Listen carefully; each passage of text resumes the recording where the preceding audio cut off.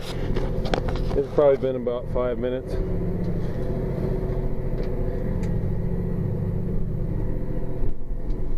Mixer's ready to go. About close to 5,100 pounds in for this load. I get that wet hay. I kind of just, well, I used to get real scientific on it, but it seems like these cows and how much grazing they have and their ration kind of and the weather really kind of all depends on what they can get out and graze and the weather. So right now we're probably giving them what's considered close to full feed, but it's 35 pounds of total feed per head. And of course, you know, a lot of that's moisture from that wet hay we put in. It's a third of it is, so I got 3,000 pounds of wet, and if 40% moisture, that, you know, that comes out to about 1,200 pounds of just water. So I guess you figure it up. Let's take 1,200 off that total for this each load. We got 3 loads. That's, you know, 3,600 pounds. These cows are getting, you know, it'd be about 12,400 pounds, well, around 12,000 pounds of dry matter. 450 cows, so that's going to equal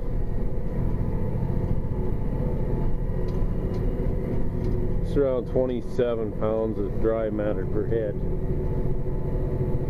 So they, you know, it's not full feed, but they seem to be doing pretty well on it with the grazing they can get out and do. You can see they're spread out all the way over the hill there. But as far as this feeding goes, it's pretty easy.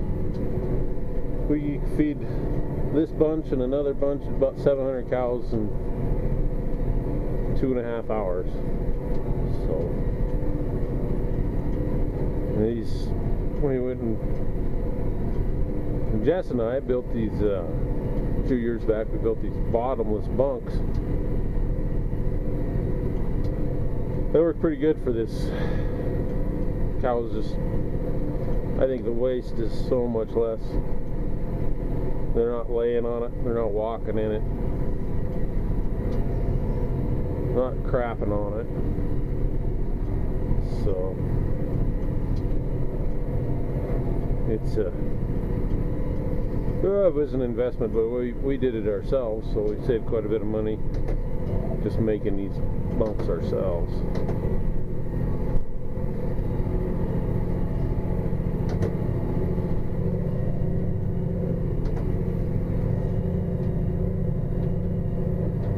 Lower the chute back here. This tractor's pretty nice. I can just creep right along, fill these bunks up.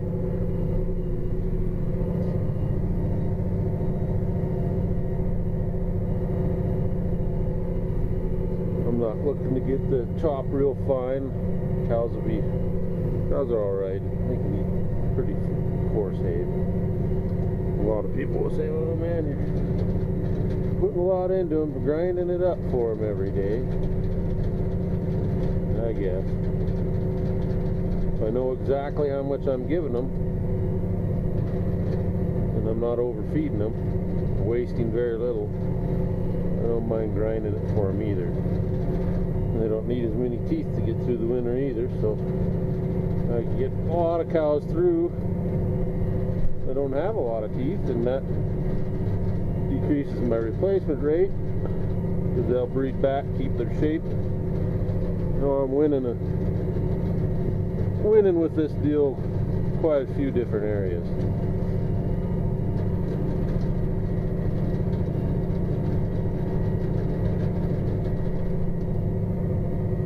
You see, it comes out fairly well ground up. It hasn't really been that long.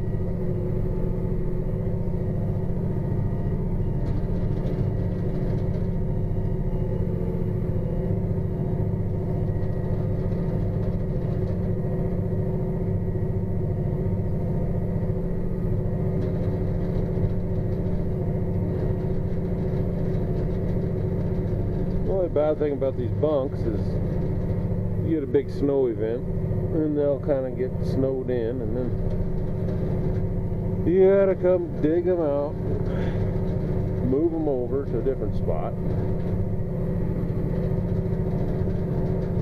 But for most of the time it's pretty good. But this is all we feed. We just feed this grain hay and baleage ground up like this together, and then we have a liquid feed supplement we put out. It's 40% protein with all the chelated minerals and vitamins that they need. And then when they're eating this hay, they don't eat that near as fast as if they're just out grazing. But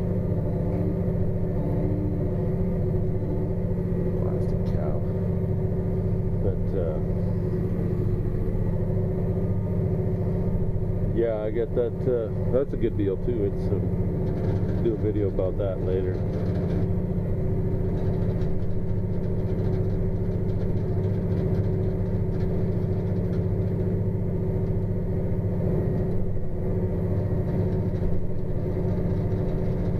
And sometimes you get a little bit of spillage out here, but you know, you got most of that feed's going in the bunks, and then if it ever spills, those cows will stay around the bunks and clean it up.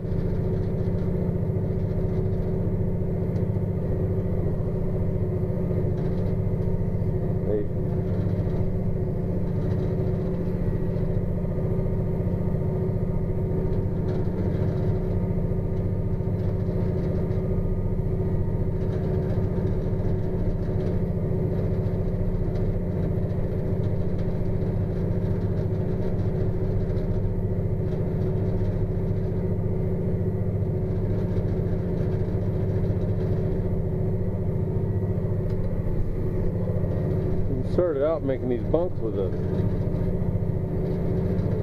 bar over the top, so you could just go out up there with a loader, grab them and move them.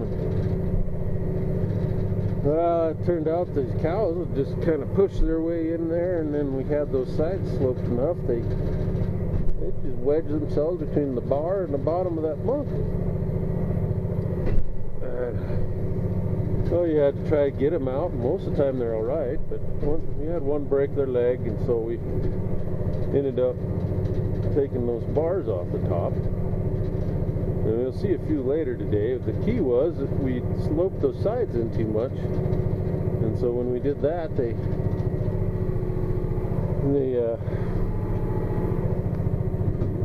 could step in that bunk, and then they couldn't back out. And so there's a few up here. The bars are still on the top. That one right up there, I don't know if you can see it, but the sides aren't sloped in nearly as much, so you don't have to worry about they don't seem to get stuck on them if the sides are straight up and down. So I guess it was just a learning experience in design flaw that we had. I'm not afraid to tell you my mistakes, but anyway, well, I'm about done with this load now.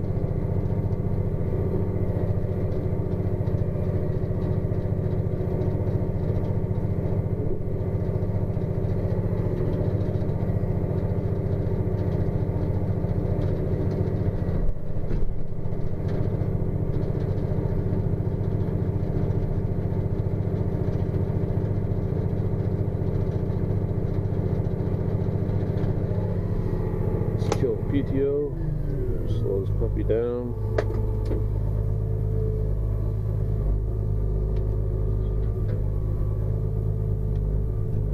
There's my gate,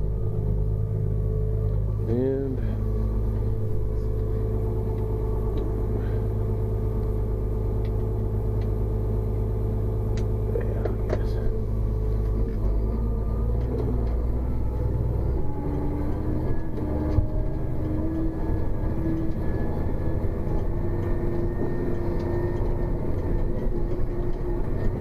all she wrote, folks. I just do that about 4 more times and I'm done feeding. So anyway,